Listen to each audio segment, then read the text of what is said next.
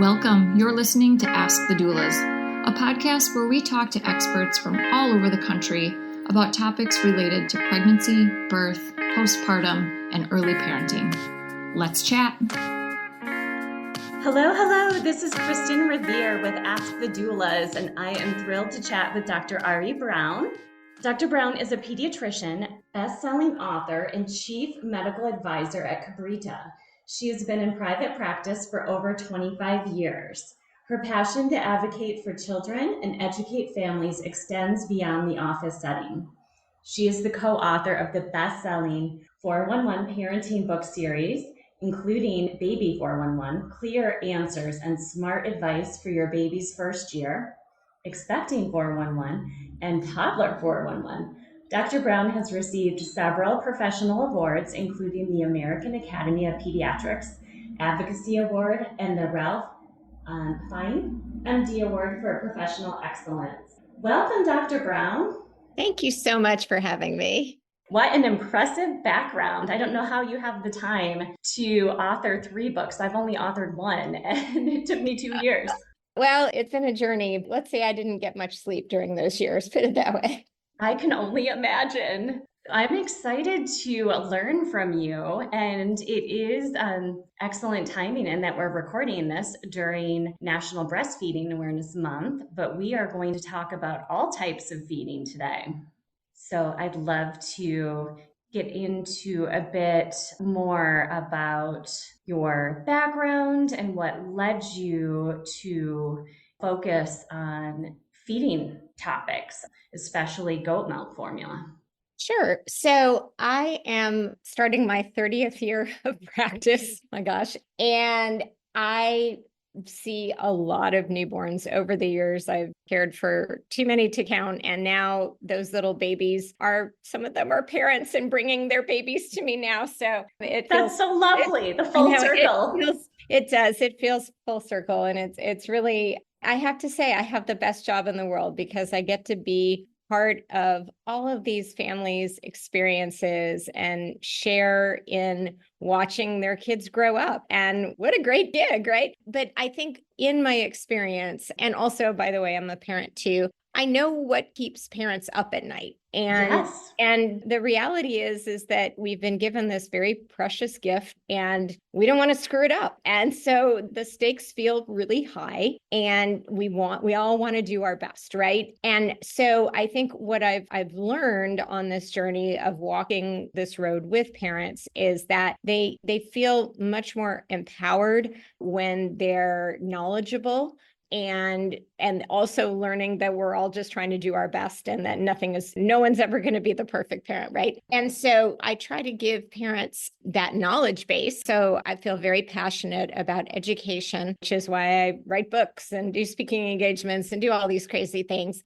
And I also want them to feel like they don't need to be a martyr, right? And that they have to be open-minded and realize that we're not going to be able to control all the variables, much as we would love to do that. And so we want parents to be confident in the way that they feed their baby. And I think that when it comes to breastfeeding, particularly, the struggles early on can feel insurmountable. And I don't think people are prepared for that. So that's part of the education piece, is preparing families for, wow, this may seem like a natural thing, but it doesn't come naturally for everybody. And everybody has to learn. The baby has to learn, you have to learn, and that takes some practice. And sometimes there are some challenges, and those challenges are early, right when you've delivered a baby and you're exhausted and your hormones are all over the place. And so all of those things can conspire to make that journey very early on very difficult. And so teaching families where they can get help and being prepared for that is one of my missions. And how that led to goat milk-based infant formula? Well, the interesting thing is watching my families over the years, I've learned a lot of things from them and what's important to them. And so I had families that were basically buying not regulated formula from Europe basically being bootlegged. It's almost like prohibition days, and people were bootlegging this formula with a, middleman that was questionable. Like, where are you getting this product? And so these families would be saying, well, I'm buying this and I'm getting, and I'm like, why are we doing this? Like, and so I was actually pretty intrigued by this whole process, which was really kind of consumer driven. Like, people were looking for something better as an alternative that they could feel confident about to feed their babies. And so I kind of became goat curious as an American pediatrician, because we didn't have any goat milk-based product in the American market. And so came across Kabrita while they were going through the entire process, which, by the way, the only goat milk-based infant formula in the US that meets all FDA requirements. And they did this whole process and they did it right. And so I kind of stumbled upon them back in 2018 as they were going through this process,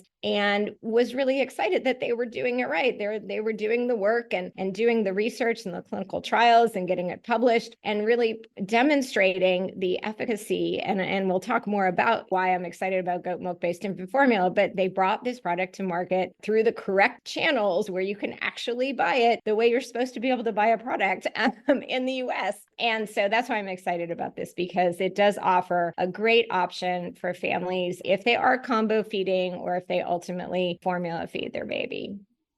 Yeah, that makes complete sense. And of course, we've gone through the formula shortage. So you mentioned trying to buy European formula, buying formula online and not knowing the source. There was a lot of desperation, not only in being able to find formula, but also afford it. Right. Yeah. I think that demonstrated the infant formula shortage. I think demonstrated that the American formula supply system is kind of messed up. And there has been kind of not a monopoly, but an oligopoly, kind of two major manufacturers. And some of it is because we have a system where we have the WIC program, which is the Women, Infant, and Children program, where government subsidizes infant formula for families, which is fantastic. But because there are these government contracts, it kind of restricts the marketplace, right? And then when we had a problem and we lost basically 40% of our infant formula supply in the US overnight because one manufacturing plant had a problem with a contamination event, it made us realize, wow, we probably need to have more options here in the US. And so I think that has been an eye-opener and hopefully an opportunity for us to have more options. And so that did bring in other infant formulas. And also it is a nice reminder that Kabrita, like I said, had been going through this entire regulatory process and meeting all of the hurdles. Some of these other products that have kind of entered the market only have emergency discretion use because of the infant formula shortage. And for them to maintain their supply in the US, they have to go through the same FDA regulatory hurdles, which has not happened for those products yet. But I am thankful that it's been a horrible situation, but it's offered an opportunity to have more options for us and a more stable infant formula supply, hopefully, in the future. Exactly. So, Dr. Brown, I would love for you to explain the difference between goat milk formula and the, say, cow milk based, and how that would be pros and cons of each. And certainly, as families are making choices, it's good to have all of the information. And, I know with a lot of my clients, their infant, their baby might have skin reactions or some allergies to the milk-based formulas. Hey, Alyssa here. I'm just popping in to tell you about our course called Becoming. Becoming a Mother is your guide to a confident pregnancy and birth, all in a convenient 6-week online program. From birth plans to sleep training and everything in between, you'll gain the confidence and skills you need for a smooth transition to motherhood. Live coaching calls with me and Kristin, tons of expert videos including chiropractic care, pelvic floor physical therapy, mental health experts, breastfeeding, and so much more. You'll also get a private Facebook community with other mothers going through this at the same time as you to offer support and encouragement when you need it most.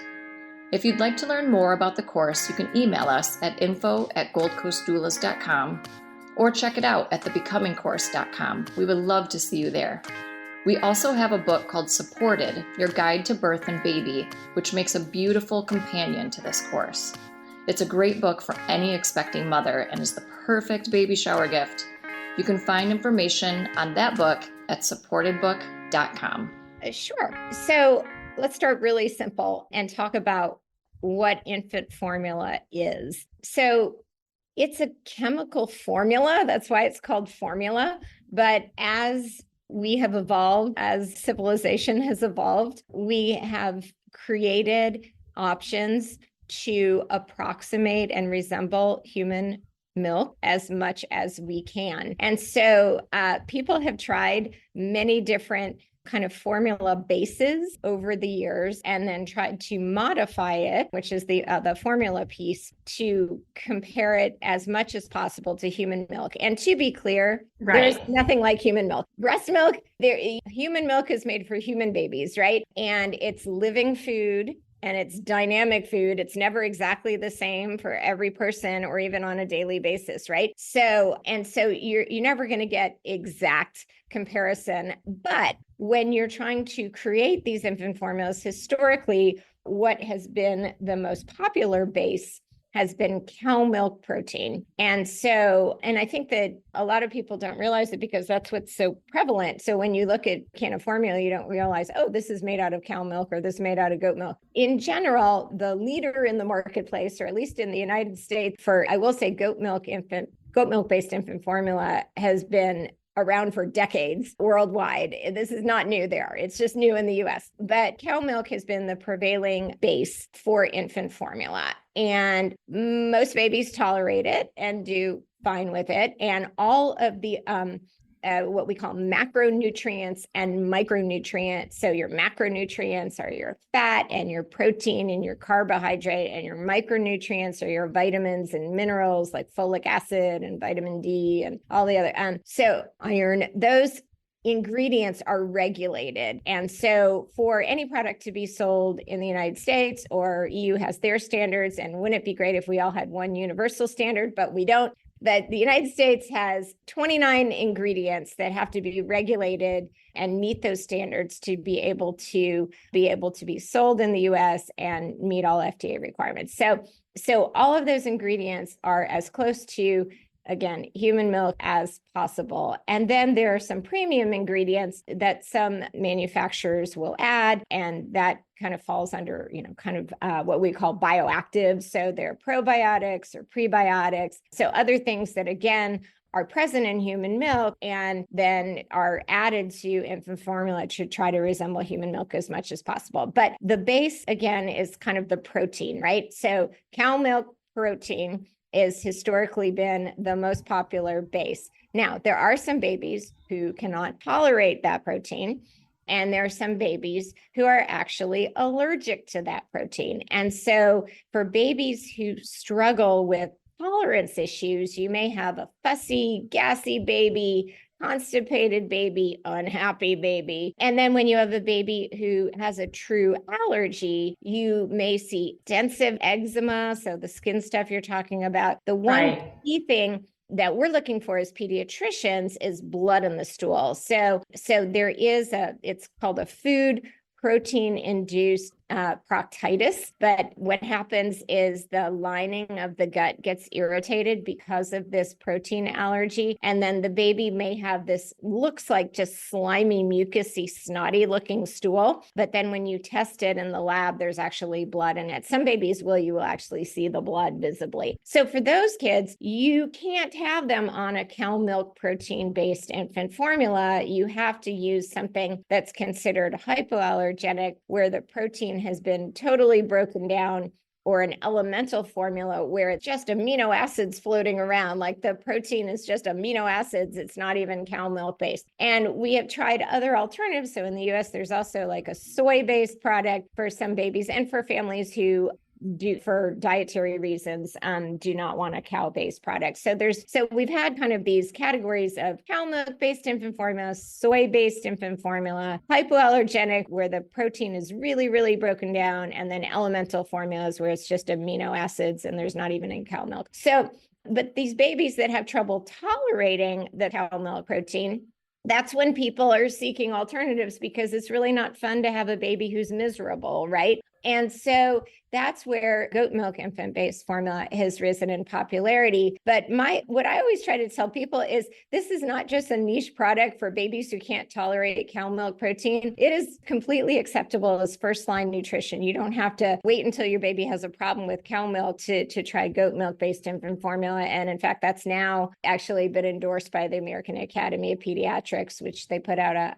endorsement in 2023 regarding that. But here's the difference. So why is goat milk protein different than cow milk protein, and why is it more tolerated? So the key is, and this is where we're getting a little bit granular, a little nitty gritty, but if everyone remembers little Miss Muffet sitting on her tuffet eating her curds and whey, milk proteins are casein, which is the curds, and whey is very liquidy, and casein, when it gets digested in the gut, curds, kind of like cottage cheese, like those clumps. And so the big difference between goat milk and cow milk naturally is that the goat milk protein, that casein protein, is more like human milk, which is why it's more easily digested. And so it's got more beta casein and it's got less alpha S1 casein than cow milk, and it's got more alpha S2 casein. So it's a little bit granular, but at the end of the day, the casein makes the curds different.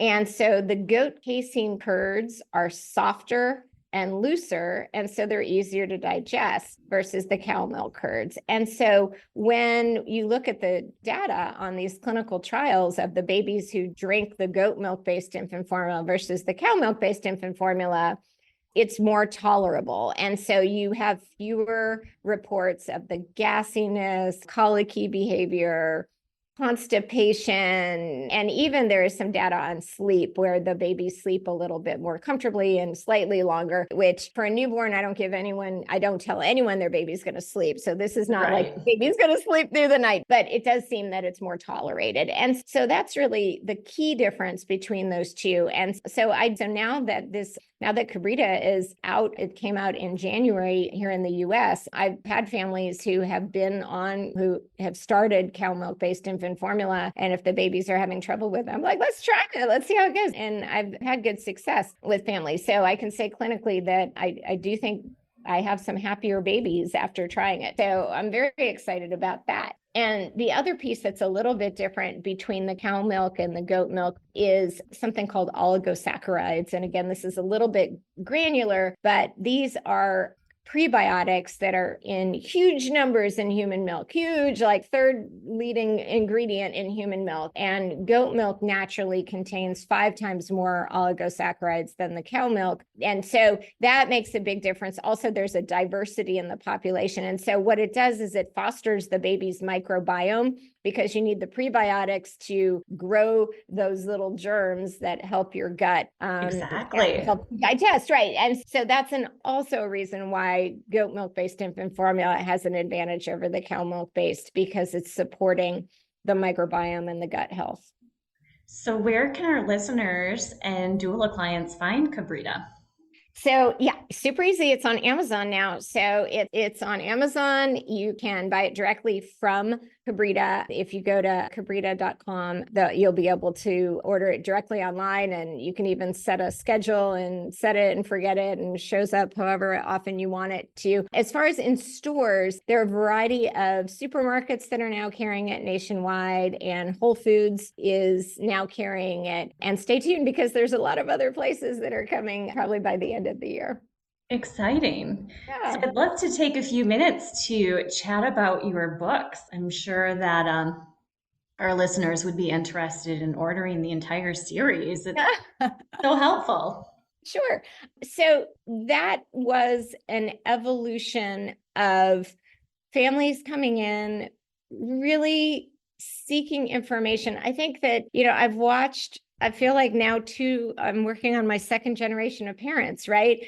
But I've watched this evolution of parents who crave information and they want more detail, and they really want to understand and make science-based decisions, right? And as the growth of the internet and opportunities to filter information on that become more and more confusing, it's overwhelming. You have a vast array of information. You just don't know if it's accurate, right? And so as I watched my parents in my practice struggle with, I want to learn more, but I don't know what I can trust. Can you help me? It exceeded the duration of our well-check time. And I was like, how can I really give you more information, what you really need? And how can I be kind of at your bedside when I'm actually not physically there? And so that was the birth of Baby 411. It was really just all the questions that parents asked. And I went at the time, now we have so many, I think people still buy books, which is exciting as a book author. I'm so glad people still buy books because I think it's super important to have everything in one place.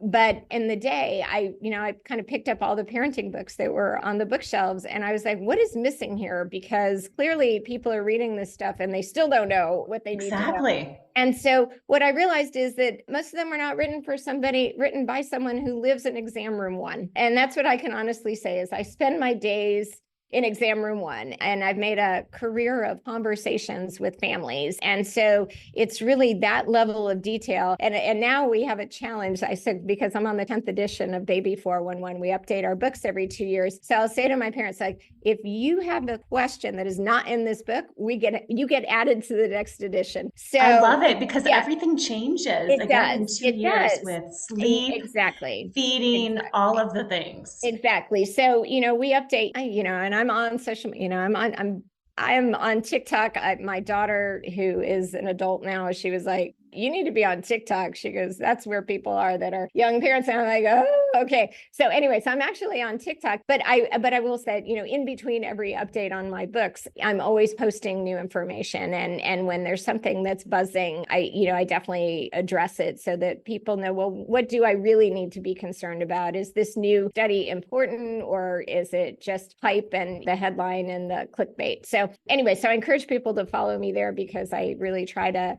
keep people abreast of new and changing things. And then again, we update the books every 2 years. So it's very relevant and timely and evidence-based. So where can they find your books? So again, go to Amazon. But our books are sold nationwide where books are sold. So every national bookstore carries them, Amazon, or you can go to baby411.com and buy it direct.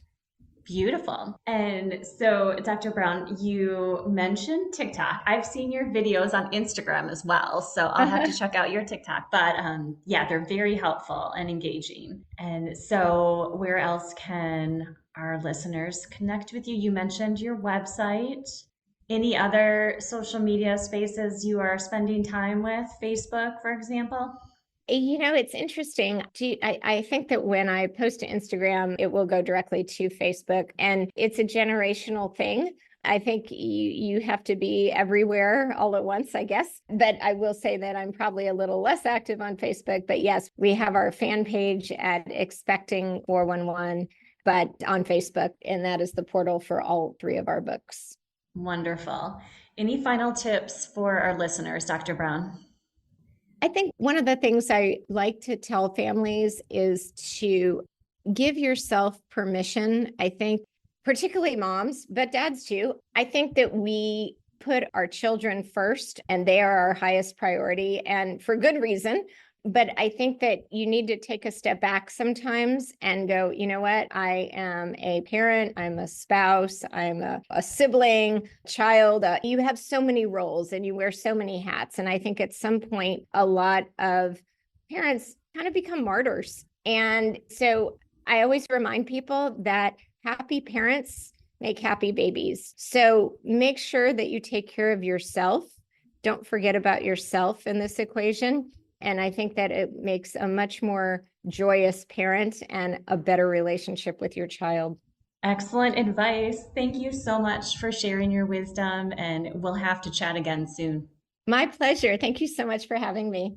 Thanks for listening to Ask the Doulas. For more information about Gold Coast Doulas, visit us on our website, goldcoastdoulas.com. We're also on Instagram, Facebook, and YouTube.